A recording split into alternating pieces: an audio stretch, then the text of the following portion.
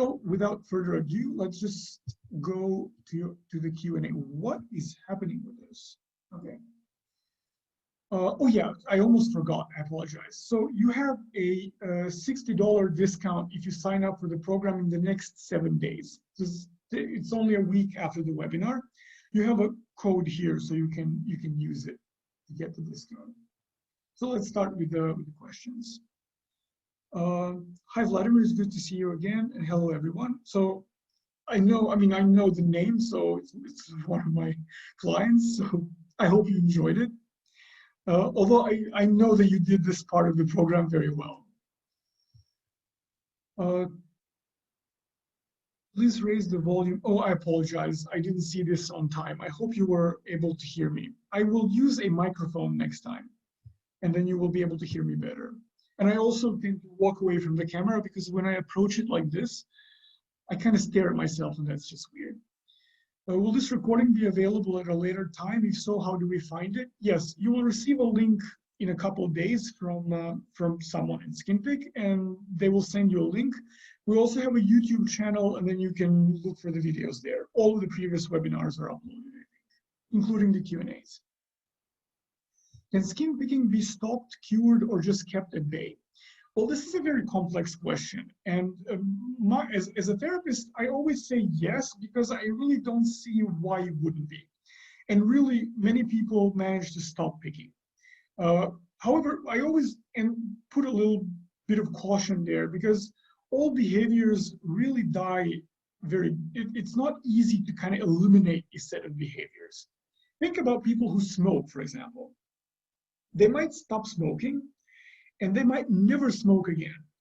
But most people who have smoked at some point will tell you that they will remember smoking in certain situations.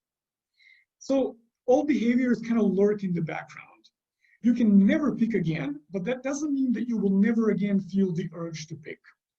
And to be fair, the urge itself is not pathological.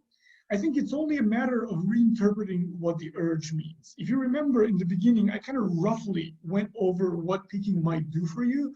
And one of the functions is self-soothing. So the urge to pick can actually be the urge to relax, to calm down, to change what you're doing, to set boundaries. It can tell you so many things. So the sensation itself, you will likely feel at some point in your life, but you will develop a different perspective on it.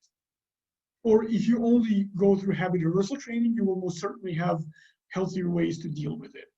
It's also another example is that I remember, that hasn't happened to me recently, but it used to happen when I was working, in those pre-COVID times when we were allowed to actually be in the same room with people. I remember that I had a few clients, usually younger ones, who would come for a complaint, let's say anxiety, and then, or panic attacks or something like this. And then they would stop having the problem, but then they would say something like, well, yeah, but I'm still anxious sometimes. And then the only answer I can give is, yes, that's because you're alive. There's a difference between feeling something and having an actual problem. So the urge might actually be the way that your body communicates something. So it's not necessarily something you need to get rid of. It's just something you need to relate to differently. So to just stop rambling, to answer your question really concisely. Yes, you can never pick again, but it's likely that you will think about it sometimes or still feel the urge. I saw today that the Keen bracelet is introducing a new product using HRT. Do you know anything about it? No, sometimes I will recommend them when I think it's appropriate, but I'm not sponsored by Keen, so I don't know. I haven't seen the email about it. Even today, what they do is essentially habit reversal training. KeenAware is a type of bracelet that you can train to give you a signal. If I'm not mistaken, it vibrates when you raise your hand to pick. And so basically it gives you very good awareness training. And it's very easy to build habit reversal onto that as well. I sometimes recommend this to the clients who are in the program, but not very frequently, I have to say. I find that it is convenient, but there's nothing that you cannot do on your own. So that bracelet, it just makes it easier to be aware of behavior, but the difficulty and the process of change is something you do on your own, and you can easily do it without it as well. please name the app again. It's called SkinPick. So you have on the upper right corner of your screen, you should see the logo of the company. So that's the name of the app. Just type it in your app store or go to the website. Somewhere in the bottom of the page, I think on the left side, you should have a link to download the app. Can thinking itself be a trigger? So the way you phrased the question makes it sound like any thought can be a trigger. I don't think any thought at all, like the process of thinking itself, I don't think it can be a trigger, because then you would be triggered 24/7. But certain thoughts are most certainly triggers. Let me give you my favorite example that I've given like a million times here, but I still find that it's a good example. People will say I pick when I'm bored. Boredom is not really a trigger. It's just a state. It's just your body telling you need to change what you're doing. But what happens when you're bored and you sit in boredom is that you usually start thinking about things. And when you think about things, they will make you feel a certain way. And then those two combined will often trigger you to pick. So there are certain thoughts, or rather I should say certain themes that go through your thoughts that will trigger you to pick. And this is quite common. In fact, I'm generalizing now with no hard data, but just kind of from the clinical experience that I have, a lot of mindless automatic picking is triggered by thoughts. And because we're not very mindful of the thoughts, we're then also not mindful of the behavior that ensues. So absolutely, yes, thoughts can be triggers. It's something that I call internal triggers. It's not an official term, it's just a division that I like to make because I think it's convenient for practical work. What is the app called? So SkinPick, one more time. Hi, I agree we need to be aware, but I feel my mind goes blank and I have no thoughts really. And feelings are hard to identify. It's perhaps a kind of anxiety or boredom. Is it possible that I suffer from a mild ADHD and picking is one of the few things I can actually concentrate on? As most of other quote unquote normal things tend to bore me quickly. So as a therapist, I really don't like the term normal because then, you know, if anything would be normal, we'd be out of business at sometimes. So I don't know what you mean by normal things. But so I don't know if you have mild ADHD. I think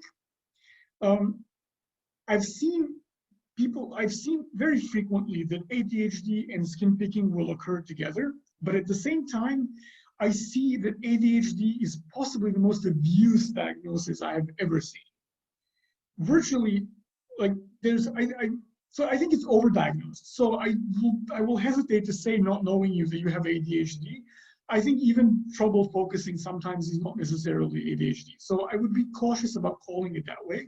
But yes, it is possible that skin picking helps you focus. And here's one way in which it does so. In acceptance and commitment therapy, we talk about experiential avoidance as being one of the core issues that we deal with. And sometimes if you don't know how to handle anxiety or boredom, picking is actually a good way to kind of deter from those feelings. So you actually focus on picking so that you wouldn't focus on anxiety or boredom or whatever else you don't know how to handle. So it's like a kind of distraction. It's an object you focus on in order to distract yourself from how you actually feel. In regards to you having no thoughts, I mean, you wrote this message, so you obviously have thoughts. What you're actually telling me is that it's hard for you to identify your thoughts and your feelings. And this is quite common. The way you go about that is not to say, I don't have any thoughts and then dismiss it altogether.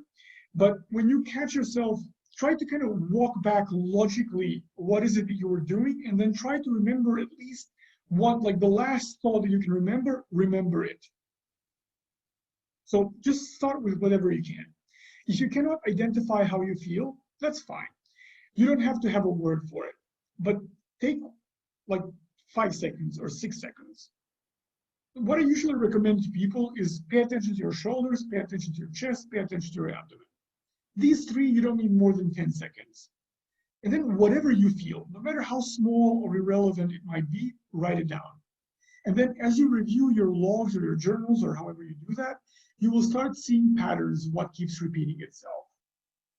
So and also, if you do struggle with ADHD, just kind of not to dismiss your opinion, then maybe you should really just speak to someone, like to a psychiatrist, and then see if they will really see, like if it is ADHD, then there are ways to treat it. So you should definitely have it treated, because it can make picking worse, but you have to deal with it separately because it is a separate condition.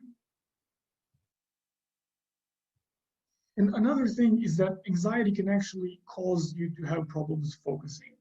So when you suffer from generalized anxiety or any other anxiety disorder, due to having the anxiety, you might have trouble focusing. So sometimes people will think they have ADHD, but really what the underlying issue is anxiety.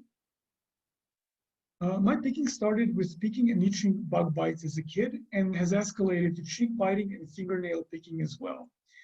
Surprised two of those weren't listed. Do they differ at all? So yeah, I didn't list every single thing that habit reversal training is for, but absolutely cheek biting, you can use habit reversal for it, and nail picking as well. Absolutely, yes.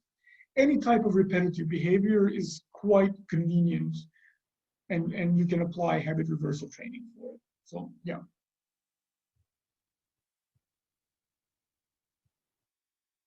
Any tips on how to rebound emotionally after a picking episode? Thank you for asking this question. I think it's quite important. I don't remember anyone asking it recently, but I remember when we started the webinars, people would ask about it. One of the sort of kind of impulsive, reflexive things that people do, and also very problematic and damaging things, is that once they have a very intense picking episode, they start judging themselves for having it. So basically, you have an episode in which you caused a lot of damage to your skin and cause yourself emotional suffering. And then the way you respond to this is by kind of piling on even more suffering. So you feel horrible, and then you tell yourself you're a failure, and then you feel even worse. So that's something that you absolutely need to attend to and minimize in order to not feed into picking further. Because basically, picking relieves a little bit of tension. You're extremely hard on yourself, you raise the tension again, and maybe you don't pick immediately, but you've set the stage for it nonetheless. So there are sort of, let's say, two tracks that you can attend to after you pick. First thing is, both of them kind of relate to compassion in one way or another. One is very practical and physical. You've done damage to your skin.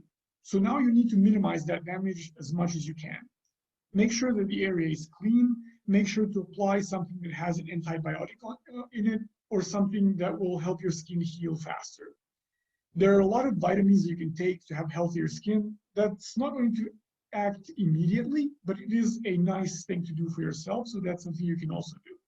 At the same time, pay attention to your self-talk and how you treat yourself in that moment. Sometimes you can't really stop the judgy thoughts from coming, and maybe you shouldn't even fight with them, but what you can do is simply present something else. So you have a thought, I'm a loser, but then you can also actively think, okay, now I'm really suffering, so I don't need to tell myself that I'm a loser. So kind of engage in dialogue with those thoughts. If possible, if you can practice some form of self-care, by all means do it. If you like to meditate, meditate. There are like self-compassion meditations that you can use. Anything that will, in that moment, alleviate the guilt and the anxiety. You can also use that moment, for example, to be productive. Do something to calm yourself down, like apply a rain technique or some sort of grounding, and then see if you can journal about what just happened. You can turn a failure into a learning experience. So that is using something that's painful in a way that's productive. So that's something that you can do. What I do not recommend is that you use something like, for example, stress eating afterwards. Like, so stress eating in general is not the healthiest thing in the world, but try to provide yourself comfort in a way that's healthy for you. So that can be different things for different people. It can be to do something nice for yourself, like I don't know, like a comfortable bath, or just some time alone, or you might want to do one of the stress relieving activities that we mentioned. Whatever it is, the goal has to be to make yourself feel psychologically more stable. And by all means, whenever if you're in the program, you might be aware of those session 6 techniques that have to do with cognitive diffusion and rephrasing. This is a very good moment to apply these techniques.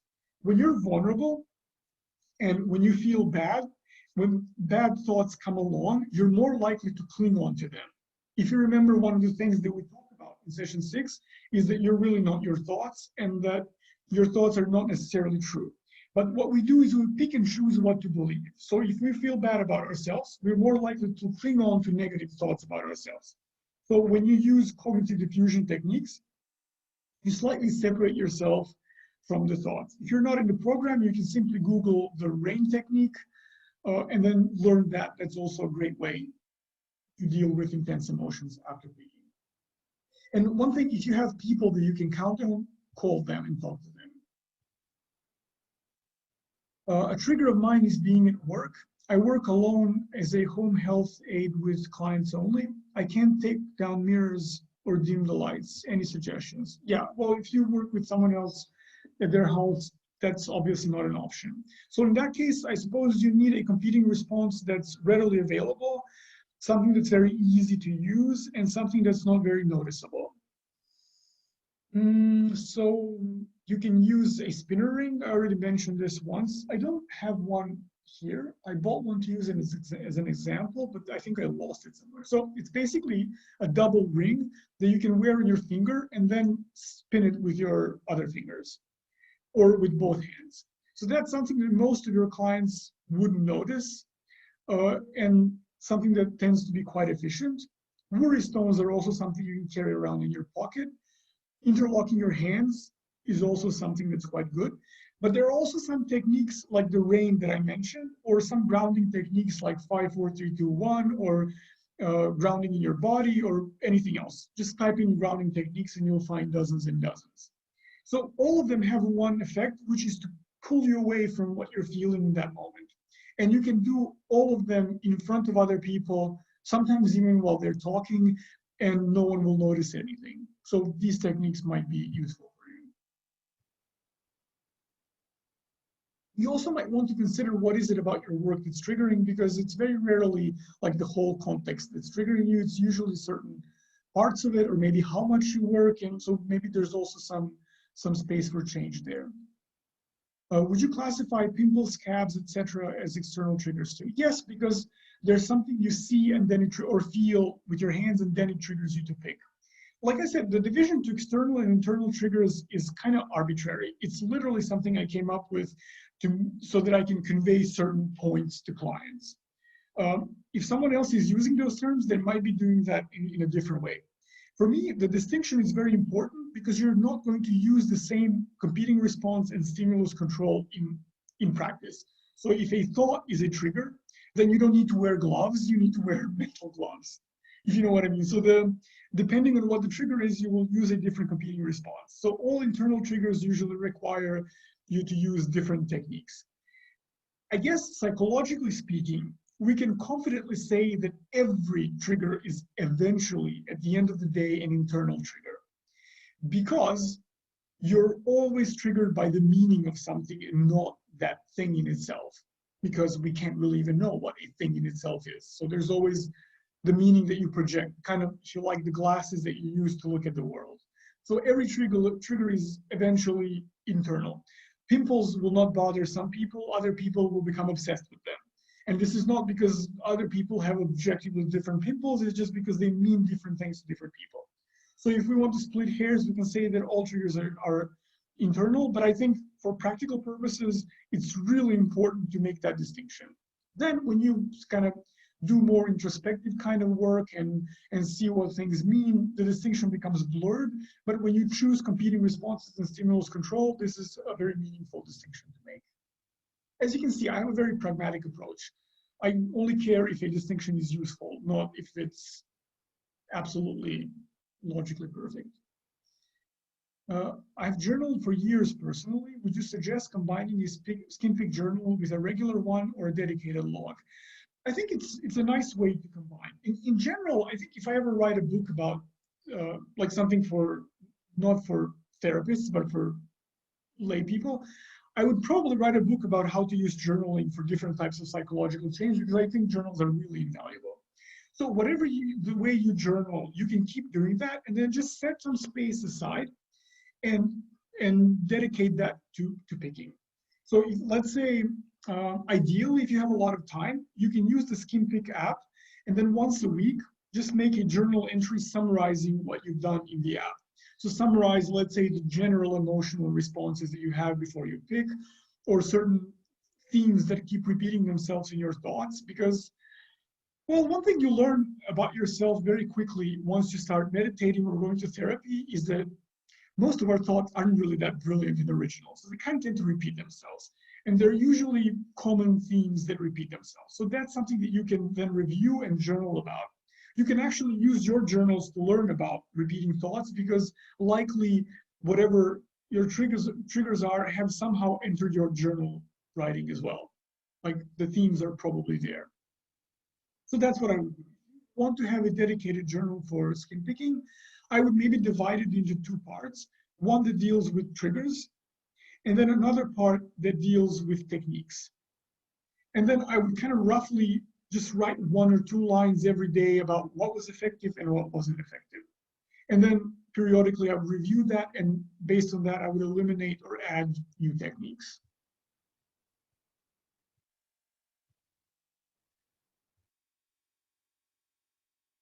How would you introduce this to someone who struggles with skin picking and minimize any shame or embarrassment? That depends if you're asking me about an adult or a child. Either way, as a person, I don't tend to give unsolicited advice to people. So I would usually wait until someone opens up to me. If that person is like the most you can do for people.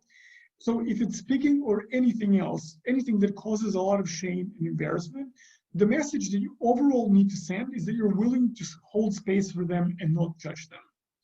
This may seem like a very basic thing, but for someone who feels a lot of shame and guilt, this is like $1 million. This is the most that you can do for them. And this is not something that you can say once and then they will say, oh, okay, you're not going to judge me, so I believe you. It's something that you have to show.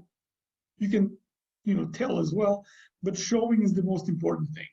And the way you show it is not just on the example of picking, but also by kind of projecting this non-judgmental attitude in general when you're with that person. Also, if you want to learn, wait until they start sharing about skin picking, and then ask questions in a very gentle way. Ask questions about how they feel and how they're handling it. So that's in general how I would get someone to open up, if that would be an important thing for you. And then if you want to introduce habit reversal training, you can maybe introduce it in a way that's not very clinical. So just the word habit reversal training sounds a little like, if someone would tell me, would you like some habit reversal training? I'd probably say no, thank you. So maybe try to introduce that as a technique to deal with, like a technique to change habits, something that doesn't turn their problem into a pathological issue, something that will be gentle and not non-clinical. That's what I would do. And another thing is you can maybe just share the links to the webinars or find a text or a blog that explains this, because they might want to think about it privately, especially if there's shame and embarrassment. They might click on the link and just listen on their own, then talk to you. So that might be preferable for them. You don't have to share this log. There are books that you can give them, and there are blogs and websites. Although not too many websites, I have to be honest, but there are resources that you can share. Is it very important to find the why of the picking? Well, that's really up to you. As I've said, habit reversal training works. So if you have to get rid of picking, you can do it by following the steps that habit reversal training kind of sets out for you. I'm a therapist, so I tend to like the why, but I also tend to respect my clients when they say that they don't care about the why. In some cases, I find that the why is really important, especially when picking has to do with family dynamics, or when it has to do with history of trauma, or when it's associated to other issues like, borderline personality disorder or something along those lines. Sometimes the key really is in the why, but there are times when it is not. So if you don't want to go into the why, start with habit reversal now. And then if you run into issues, use those points to examine the why. On the other hand, I would also, as a therapist, ask you, why is it that you wouldn't want to know why you do something? The question why is something we ask all the time. But again, not necessary. If I download the app, can I work the program on my own without having to pay, or do I have to pay within the 7-day period to work? So the app is separate from the program. So it was just made by the people who made the program. They kind of made the app so that people who join the program can use it, but also anyone else. There are a lot of people who use it with their therapists and don't really register for the program. If you want to join the program, then the discount is valid for the next 7 days, but you can join anytime as well. You cannot work out the program on your own because the app only allows you to track picking. So it's a self-monitoring app. It's not the program itself. To access the program, you have to pay for it. If you want to do habit reversal training, I think I've given you sufficient information to get started. So by all means, you can combine the app and the info you have here and start working on your own. Like you have the stages outlined, start with awareness training, choose one way that works for you, implement relaxation techniques, and you're on your way. I think that working in teams, working with a therapist or in Skin Pick program offers a lot of benefits, but I don't think it's impossible to deal with it on your own. The biggest obstacle that I've seen people encounter when they try to do things on their own is that they give up, or they simply just don't hold themselves accountable after a certain period of time. So having someone and paying for something kind of helps keep you accountable in that way. How much does the Skin Pick program cost? So the program is $198 per month, and you need at least 2 months to complete the program. And with a discount, it's a little less, so just subtract $60. It's charged monthly. So basically, every month you're charged for the subscription, and then you cancel whenever you want to. Do you think skin picking is like an addiction and or self-harm? So skin picking is distinctly different from self-harm and from addiction, but sometimes it can overlap with self-harm. I mentioned borderline personality disorder just a few minutes ago, and that's a good example for this because skin picking and BDP occur together frequently enough. And one of the major symptoms of borderline personality disorder is self-harm. So sometimes skin picking can be a manifestation of self-harm. It can be just skin picking that co-occurs with self-harm, so we kind of mix them together accidentally. So it can be both, and it doesn't have to be. And in terms of addiction, it certainly has that quality subjectively, but it's not an addiction. Skin picking shares certain traits, even neurobiologically speaking, with OCD, but not with addiction. But I understand why you say that, because it certainly does have that quality. Other programs have said that skin picking is not caused by an underlying issue, but you seem to be suggesting it isn't just a habit, that there are other things going on. Well, I think that really depends on sort of what the theoretical background of each program is. As you know, psychology and psychiatry in general are kind of this pre-paradigmatic stage where you have these whole theoretical systems that have their own worldviews, and then they all work within those worldviews. Habit reversal training specifically comes from behaviorism. So not even CBT, but like the older kind of behavioral therapy. Behaviorism is something that I find that offers useful tools, such as HRT itself, but behaviorism in its extreme forms basically negates any kind of psychology. It's really very bleak and reductionist, in my opinion. I don't think, it's kind of like saying kidneys just do what they do. There's really no purpose to that. Try stopping them and then see what happens. I think saying that a habit is just a habit is really, I don't know, but do you imagine anything happening without any purpose or any cause for anything? I understand that it's their theoretical view. It's not the view that I share, but I understand why they have it. I just really don't agree with it. I think it's not necessary to maybe go into why every time and for everything, I mean, if I analyze the meaning behind everything I do, I mean, I wouldn't really have time to do anything else during the day, right? So we really don't have to go into the why, but I just don't see, it makes no sense to me that you would have a behavior that causes so much trouble, behavior that was valuable enough to become a habit for no purpose whatsoever. Like, why would you keep doing something if it didn't do something for you? So that's my issue with it. But having said that, I don't think you need the why for habit reversal training. It comes from behaviorism. Behaviorism doesn't really care about psychodynamics or introspection or anything like that, so you really don't need to go into that. I have worked with clients who say, all I want to do is get rid of the habit. I really don't care about the why. I'm fine with it. I don't feel that I have to, I'm fine if people disagree with me on issues. So, my opinion is there's always something behind it, but you don't really maybe need to go into the why. But if you feel that there's nothing behind it, well, okay. I mean, we can still work together on habit reversal training, for example.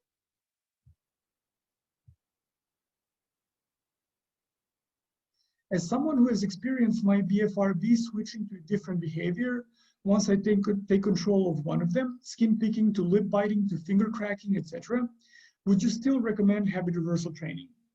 So obviously you dealt with certain forms of behavior, and then other forms reappeared.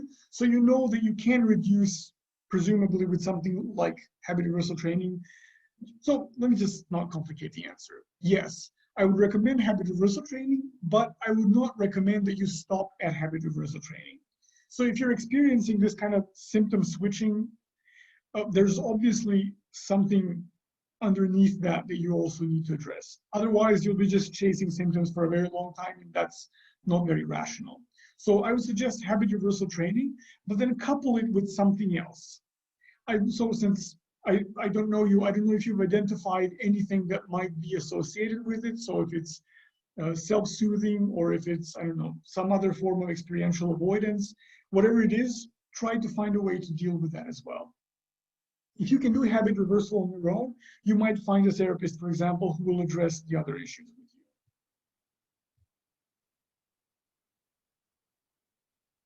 you. Is skin picking like an addiction, i.e. like alcoholism? I feel like I need my fix and it takes sheer willpower to stop. I have not picked for 2 months. Oh, good for you. But I'm afraid I will have a relapse. Is the program like a 12-step program from AA? So skin pick is really nothing like AA. Nothing like it at all. In terms of being afraid of experiencing a relapse, this is a very common fear, and I understand it perfectly. But then I think the best thing to do when you have a fear, the fear basically tells you that there's something you should be attending to. So try to see, one, if there are any reasons why you would be experiencing a relapse, and two, make sure to prevent the relapse. Try to predict the situations that might be stressful, try to reduce the stress. There are many things that you can do. Maybe relapse control is also a topic that we can have for a webinar. Let me write it down immediately, because that's I think a really good topic. I will put it on the vote next time. So in that sense, I already said it's not like an addiction, like biologically speaking. However, it is subjectively feels that way. And the reason why it feels that way, I will give you an explanation that comes from constructivist theory, because as you know, I have to mention George Kelly at least once, and I didn't do it this time, so let me do it now. Kelly said that a lot of these behaviors that we have, like including reading books or even like surfing online, are essentially our needs that are satisfied by certain resources. So you can look at friends as resources in a certain way. Like there are certain, like when you're upset, there are certain people that you will call and other people that you will not call. So if you need to calm down, there are certain friends that will be resources for it, others that won't be. So this applies across the board to every type of behavior that we have. Kelly will say that the more resources we have for a certain type of behavior, the better it is. So that means that, let's say I need friends to calm me down. If I can call 5 friends, I'm really much safer, because if one is unavailable, I have 4 more. So the more, he says that we need to distribute our psychological dependencies, our needs, into small packages and send them to as many addresses as we can, right? So that we have as many resources as we can for certain things. So how's this related to addiction and picking? I'm getting there. So there are certain needs that we have that we only have one resource for. And once you have one resource for something, that becomes something you're almost addicted to, something that you cannot lose or give up under any circumstances. Because simply there will be a very important psychological need that you will have no resource to fulfill or satisfy. So addiction, like skin picking, is often something that we can call, let's say, a unique or indispensable resource.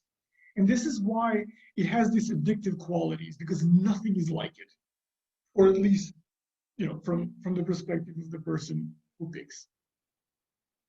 So that would be an explanation why this happens. And in terms of relapse, I will next time when I create a poll for topics, for webinar topics, I will put relapse control as well in case other people are interested. And if they're not, you can, in the meantime, just Google sort of relapse control, and you'll find a lot of ways to approach that. So there you can create a plan for yourself so that you prevent relapses. Normally, I don't want to pick, but I'm a perfectionist, so I'd like to know what can I do when I actually want to pick my skin, like picking a scab off or popping a pimple. I know it causes damage, but I feel like I can't just leave a white head on my face because it doesn't look so nice, or I want to get rid of a bump. So in that case, you have habit reversal and you have stimulus control and competing response techniques. If you really want to, then maybe stimulus control will be much better. If you can predict certain situations where you might want to pick, you can apply stimulus control techniques so that you're not tempted to do that. But otherwise, from what you told me, it's perfectionism that actually you need to work on, not necessarily just picking. So I would attack the problem immediately. I guess you can also frame it in different ways, like acceptance of your skin and things like this. But since you mentioned perfectionism and really elaborated on it, I think that's definitely what you should be dealing with. That would be one of those situations when the underlying cause is something that you should be addressing.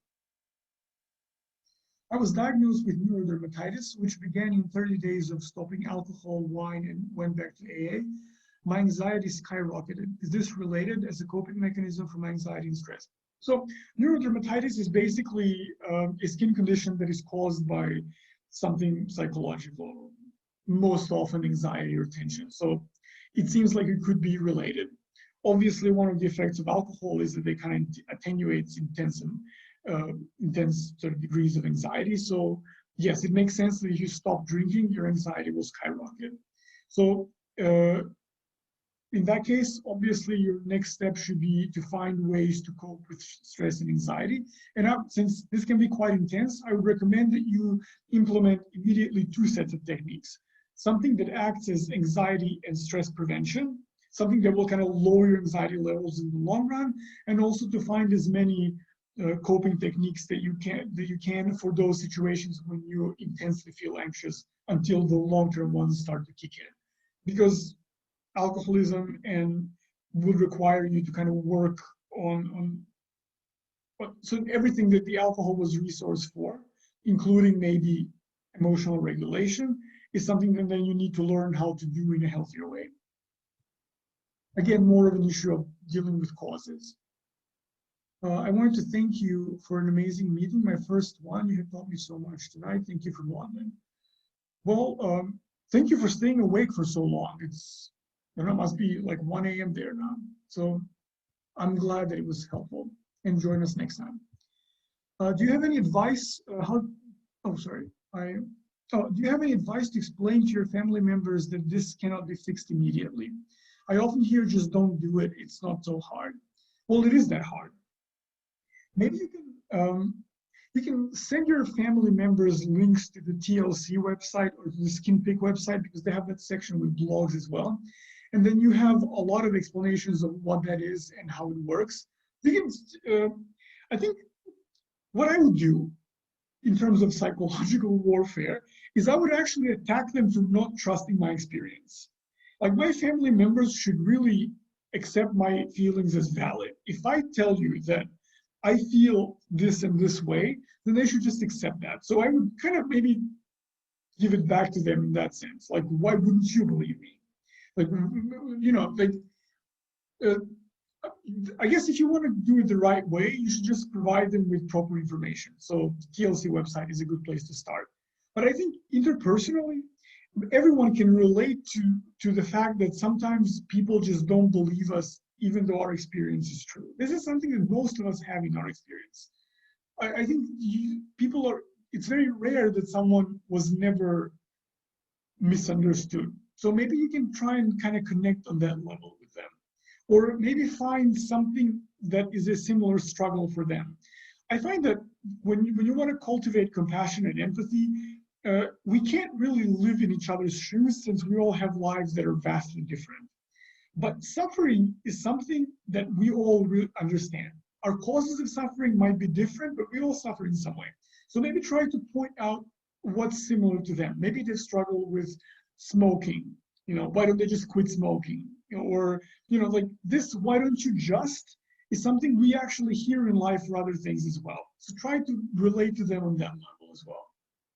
And also have them email me and ask me, and I will happily confirm that you cannot just stop. Is self-harm always the goal of picking, or is it a distraction? No, I find that self-harm is not always the goal of picking. In fact, I think in most cases, picking is not a form of self-harm. What I was talking about is certain cases when self-harm and picking are present, and then they overlap. But picking is mostly not self-harm. I think this is very important to emphasize. Picking can be a distraction, and that's basically what I mean when I talk about experiential avoidance, meaning that you go to picking so that you would not be dealing with something else. This is the most common situation with picking. What is it that you're distracting yourself from is very different, because we're very imaginative with things that we like to avoid, but the mechanism is quite common. Often my picking spots start with very red, irritated, itchy skin. Any way to reduce that or avoid that happening to begin with? So if you have trouble with itchy skin and irritated skin, then I guess the address that you should talk to is a dermatologist. There's a certain number of cases, I couldn't say what the percentage is off the top of my head, but they're not very rare, so I see them quite often, is that people will have an underlying skin condition which will trigger them to pick. In that case, consulting a dermatologist or finding a way to deal with the skin condition is actually a form of stimulus control. So that can be a part of habit reversal training, right? Because you're removing what the trigger is.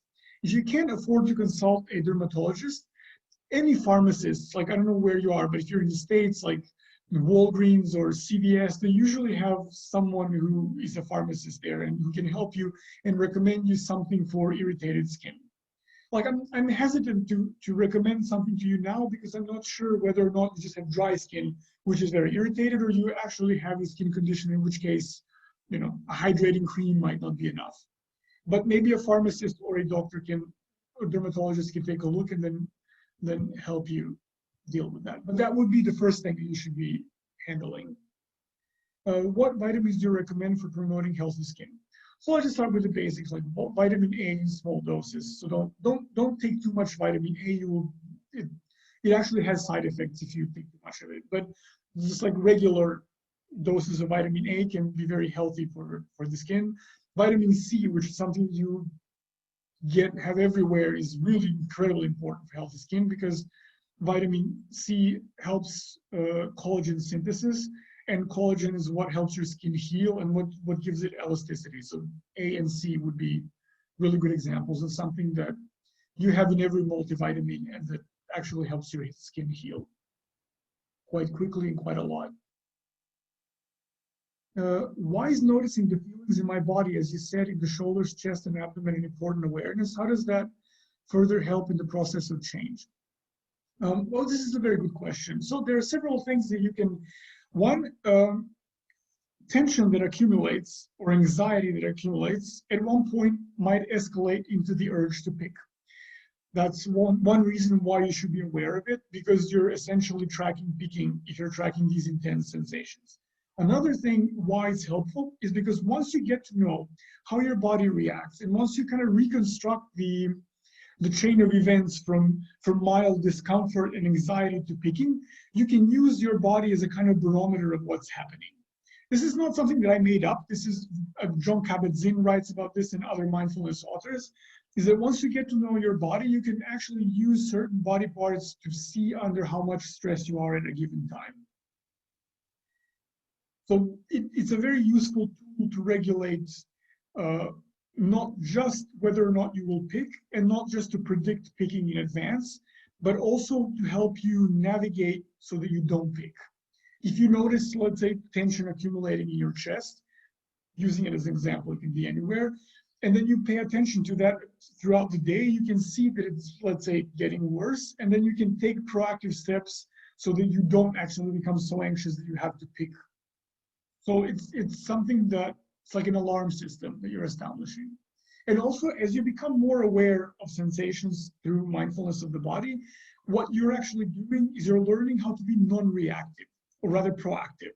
So you're learning how to observe but not react, which is incredibly important when you feel the urge, that you can kind of observe the urge but not feel tempted to react to the urge. So you're practicing a kind of equanimity by observing your body as well. And if you remember in the beginning, the very point of awareness training is to teach you about triggers. And sensations, emotions can be triggers, or they can be indicators that something outside is happening that will eventually trigger you. So it's quite a useful awareness to have. I'm aware that I pick my cuticles in conjunction with another activity, such as reading, as a focusing technique. However, I typically do not pick if the skin is smooth. When I start picking, I feel driven to continue. I've been diagnosed with ADHD and GAD, generalized anxiety.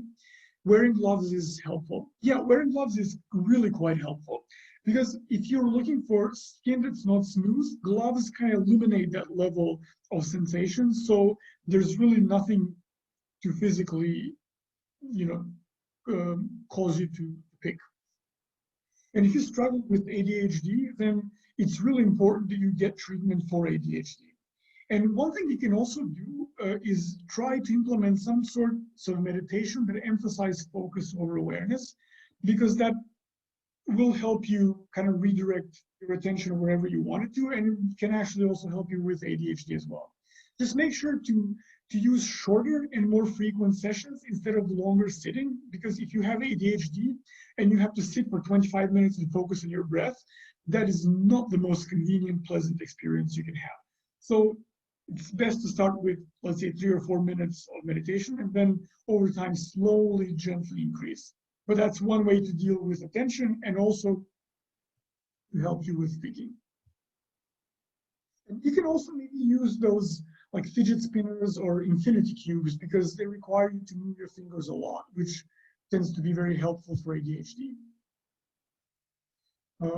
I think I showed, I don't know where I left it, but I have an infinity cube that I show sometimes in webinars.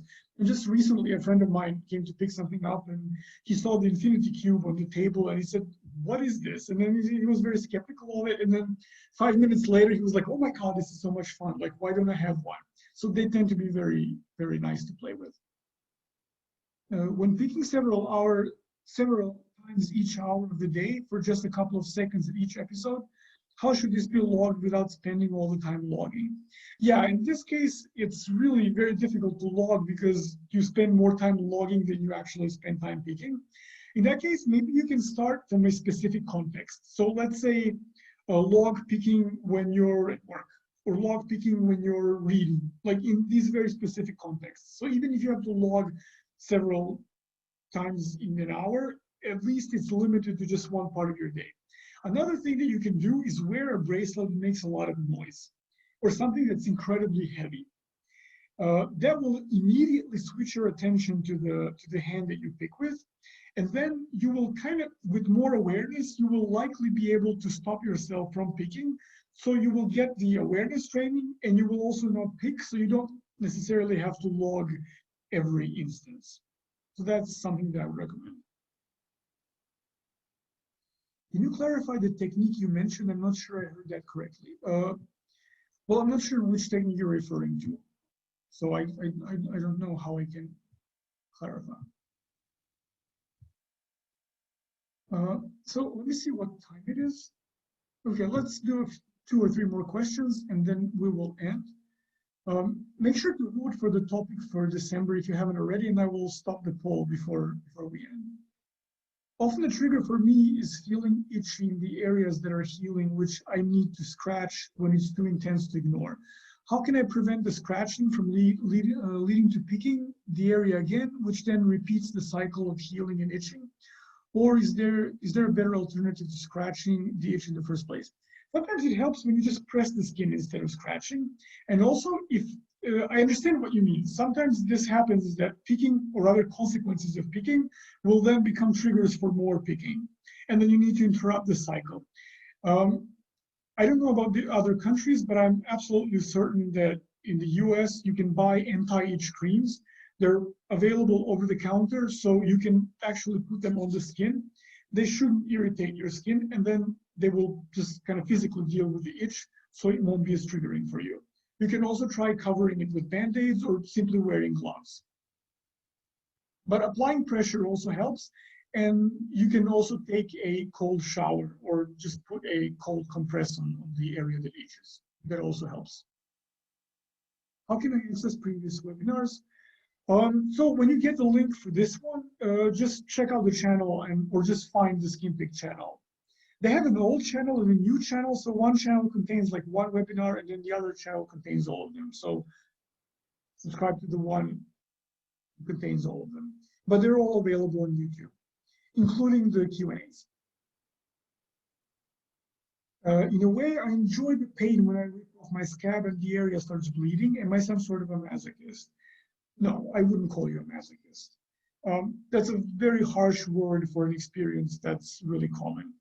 I think when I say common, I don't mean just for people who pick, but most of us, we have in our experience these kind of very like on the edge experiences that are both extremely pleasurable and also mildly painful. There's even a term for that in psychoanalytic theory, but because I don't speak French, I don't want to butcher the term. But this is not necessarily a sign of masochism. It's more likely just that kind of very specific experience that kind of goes beyond what we can conceptualize. It's like neither pleasant nor painful. It's both at the same time, but neither. It's an experience that a lot of people describe when they pick. Did you answer this already? Sorry, is self-harm always the goal of picking or just a distraction? So I answered this already. I'm not sure if it's the same person asking, but most of the time self-harm, rather most of the time picking is not self-harm. So just to repeat that. So most of the time it's not. It's only in some cases. Sometimes it kind of illustrates the way you relate to yourself in general. So picking can sometimes illustrate how harsh and unforgiving and punishing people are to themselves. But this is also not self-harm. And most frequently, it's a distraction or a form of experiential avoidance. Would you consider the SkinPick program to be more effective than local in-person CBT, HRT, or ACT or ACT? There's no data to say whether or not it's so CBT, acceptance and commitment therapy, habit reversal training, they all work for skin picking. But there are no studies that compare online and offline therapy. There are studies that show that online treatments work. There are studies that show that offline treatments work, but no one compared one against the other. I would venture to guess that this really depends on the kind of communication that you prefer and also what you can afford time and money-wise. So it's really a practical matter. We have a lot of clients who actually go to traditional therapy and do the SkinPick program. And then they save some insights and discuss them with their face-to-face therapists, and then use the SkinPick to kind of discuss the technical aspect of it. Because oftentimes therapists, unfortunately, don't know what to do with skin picking. So you can get the best of both worlds this way. But they both work, that's the answer, just it's a matter of preference.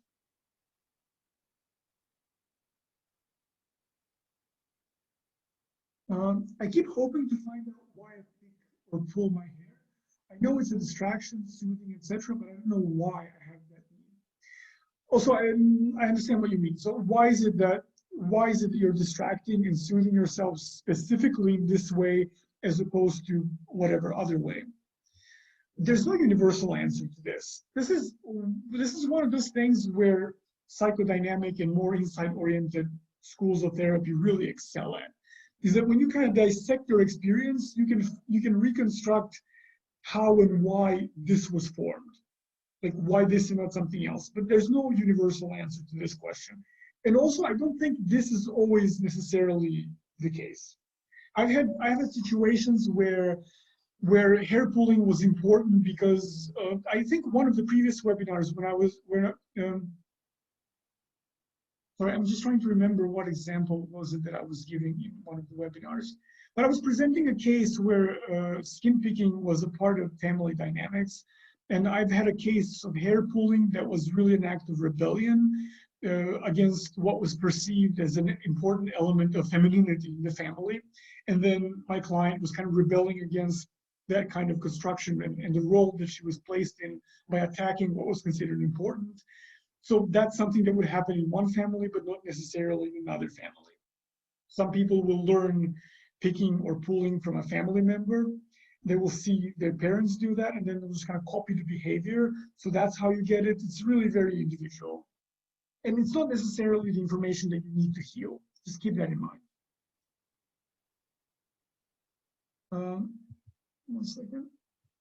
So many of the sores on my head are causing scars and bald spots, adding to more stress, then more picking, wondering if I'm going to ever be able to wear my hair down again. Crazy, I know. Is there hope for my scalp or bald spots? My hair is weaker, thinner, and brittle than ever. Wondering if this is from the stress as well. So stress can cause hair loss. There are forms of alopecia that are completely stress-induced.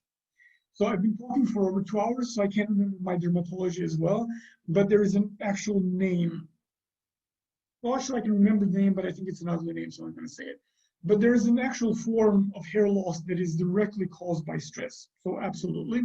Brittle hair, I'm not sure if it's due to stress, but it can also be due to nutrition and factors like that. So it could be something that you can fix that way. But as far as bald spots go for hair pulling, there's really no rule there. I've seen people who've had bald spots for a very long time, and then when they stop or reduce pulling, hair grows back. In some cases, it doesn't. So I'm not a dermatologist, so I can't really tell you a specific reason, but I've noticed it go either way, so I can't really say. But there are some things that you can do, some things that you can use to stimulate hair growth. So by all means, try with that. It's not going to hurt. Pseudocream is an excellent skin healing cream in the UK. So there you go, people who asked for recommendations. Thank you for this webinar from Scotland. You're welcome, Scotland. You're on my travel list as soon as we're able to travel. Are competing responses used in continuity, or can they eventually be phased out after some time? So while you're working on habit reversal, you have to use them as often as you can, even when you don't feel the urge to pick. But over time, you can phase them out, yes. And also over time, you can replace them with something else.